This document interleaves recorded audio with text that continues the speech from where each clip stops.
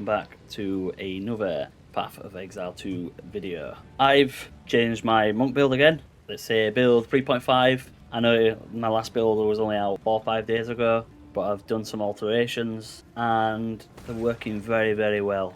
So I've got a lot of survivability and a lot of damage. So let's jump straight in. Firstly, statistics. I've lost a little bit of dexterity and intelligence. The reason why I'll explain when we go over the gear. Energy shield, roughly around about the same. Mana's the same.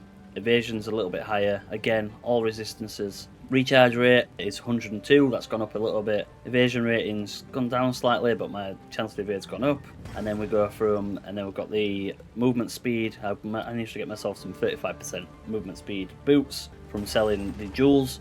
As I said in my previous video, jewels are really good for DPS. They're also good for currency. I'll link it in the top corner right now. If you want to go watch it, then basically that'll help you get some divine orbs or even some extra DPS. Let's move on to the skills. So you may notice I have added Unbound Avatar. It's currently level 23, and that's because we've got Cold Mastery, Lightning Mastery, Fire Mastery, and then we've got Ingenuity, which gives me 30% cooldown recovery rate. So therefore the cooldown is 0.3 seconds, as you can see here, 0.38. So it's nice. It lasts for 10 seconds, and then as we all know about it, it gives you more elemental damage and an ailment build up, and then more chance to inflict elemental ailments while unbound. So your damage significantly increases. Ice Strike, I've got a 209k damage. It's a little bit less than what it was originally, but that's because I took Unbound Avatar rather than the other elemental damage and stuff like that. We have 5,406 to 11,896 cold damage, and then on the third strike you've got 12,000 to 26,000.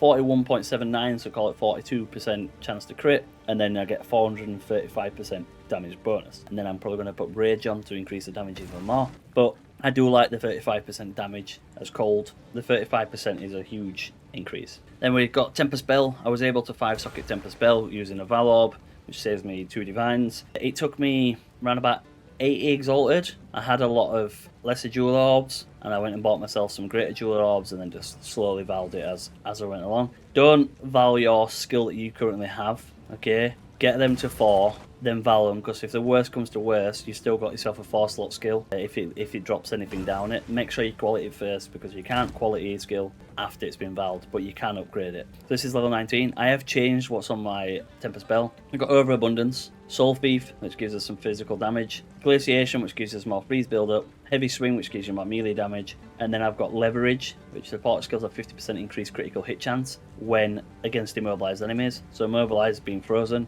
the bell gives you 50% more freeze up, therefore I freeze them, I get 50% more crit chance, and then on top of that I get obviously an extra 50% chance as well. So I've got 41.79 plus the 50, so I've got 91.79% chance to crit if they're immobilized, and then a 435% damage. So effectively, when you're hitting the bell with your Ice Strike, you pretty much got a 100% chance to crit. Herald of Thunder, I've still got Cold Infusion, Super Critical, Long Shot, and Ambush. I feel like I had something else there. I think I had Shock Siphon, but Super Critical is great because again, it's giving that critical hit bonus as well. Okay, again, it lowers your critical hit chance, but when you do crit, you get 535% damage. So the more damage you're doing, the more that you're going across it. 35% if they're 7.5 meters away, 100% if they're 2 meters away. So again, there's a lot of damage that's happening through crits. Herald of Ice, we've got Lightning Infusion, Magnified Effect, Innovate, Neural Overload. This is an unsure one.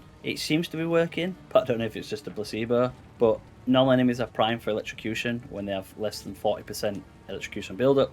Magic enemies are primed at 60, and rare primed at 70, and uniques primed at 80. I've noticed that I'm getting more procs. I don't know if it's due to this or if it's due to my cold damage increasing, but as you can see in the videos at the beginning, I'm proccing quite significant. Combat Frenzy, still the same. This is the biggest change. I've removed Flicker Strike. It was great, it was fun, it was good for zipping around the map, but it does put you in some bad situations, but I prefer this. So we've got the Hand of Chayula, I've got Freezing Mark, so again, this is going to freeze them, okay, and this adds basic cold damage, critical hit chance, and then more build up. Then we have Hypothermia, which reduces their cold resistance. Then we have Conductivity, which reduces their lightning resistance, and then we have Heightened Curse, which increases the effect of Curse, the debuffs. When I use it, I can obviously, one, jump towards enemies. It's working with my Herald of Ice and my Herald of Thunder, so it's creating a chain reaction, kind of like Shattering Palm. it's working really, really well. And obviously it applies debuffs to the boss or to the enemies, so it's helping boost that boss damage. Again, I probably might change it, I don't know. I'll tempted to run cast on freeze with a few other bits, with like freezing mark, comet, and a few other points, but it's whether I can fit it all into my build. Then we've got Grim Feast. Grim Feast is the same clarity and precision. Wind Dancer is Wind Wave, Maim, and Blind again, and then Charge Staff. So I've changed Charge Staff quite a bit. We've got Culling Strike again, which is obviously the Culling Strike against enemies. Coursing Current, which gives you support skills have 50% chance to also shock enemies in a radius. Conduction, the 100% chance more to shock. So obviously you got 100% chance more to shock, and then it gives you the 50% chance extra to shock in a 2.5 meter radius. You're getting around about 2.5 meters worth of shock. Then we go to Unbreakable and Persistence. So Persistence is always good to run on Charge Staff because it gives you more effective duration. But this, Unbreakable, why have I not been running it at all? Basically, when you run Chaos Inoculation, your life is 1, which means that your stun threshold is very, very low. When you run Unbreakable, it gives you 200% more stun threshold. So therefore, when you use your Charge Staff, you're consistently running with 200% more stun threshold. Therefore, you are less likely to get stunned. I've been running this now for like God knows how many maps, and I think I've been stunned once, like, which compared to what it used to be, stun was the biggest killer. I get stunned and then that's it. Once you're stunned, your health just absolutely disappears. Let's move on to the gear. So I've changed 2 things in here mainly, one of them being my quarterstaff and one of them being my boots. So I got a new quarterstaff. It cost me 7 divine, probably a little bit overpriced, but that's the market currently. I was able to sell a jewel for 8, so that I got from Alva. So I was able to basically go spend a bit of currency, make a jewel, then sell this jewel for 8 divine, and then obviously buy my quarterstaff for 7. So it's got 162% increased physical damage. Then it gives me 19% extra physical damage, and then you got the 2 mods with the 40% physical damage across there. And you got 7 to 13 physical. Remember, with Ice Strike it converts physical to cold. Then you got 15 to 24 cold. The crit chance is low, which is the annoying part about it. It's T1, which it could have been a lot higher. 16% attack speed, and then the 21 mana on enemy killed. The 21 mana on enemy killed is massive, especially in breaches and maps, which means I can literally sit there, hold Ice Strike, and just watch everything shatter, and I'm just walking around the map. Ice Strike, Ice Strike, Ice Strike. My mana is not dropping. Because if you think about it, Ice Strike costs 42 mana. I'm getting 21 per enemy killed. Then we move across here to my boots. I was able to get some 35% movement speed boots, as I said before. Bit of evasion, energy shield, some more mana, some dexterity, some lightning resistance, and some stun threshold. So if you think about it, this 211 to stun threshold, okay, is being boosted by 200% when I have my Charge Staff on. So any stun threshold that you have is boosted. I'm going to change these. I'm going to probably get rid of the rarity and stack crit chance or crit damage. And then I'm going to look at changing this, because this plus 60 intelligence and other bits. I feel like I have a better one where I can it gives me more boost. But I do like the maximum energy shield, because as you can see, I take this off and I go to 3,785 energy shield, whereas this is at 4,492. Pair this with Grim Feast and my energy shield is over 8k. Let's move on to the passives. So the passive tree hasn't really changed. As I said in my other video, the importance of jewels, okay, they are important, like I said before, because you remove this, and as you can see, my DPS drops by 7,000, okay? And then this one down here, which is probably worth about 10 divine, like there's 10,000 drop off there, 6,000 drop off there, and stuff like this. But my plan is eventually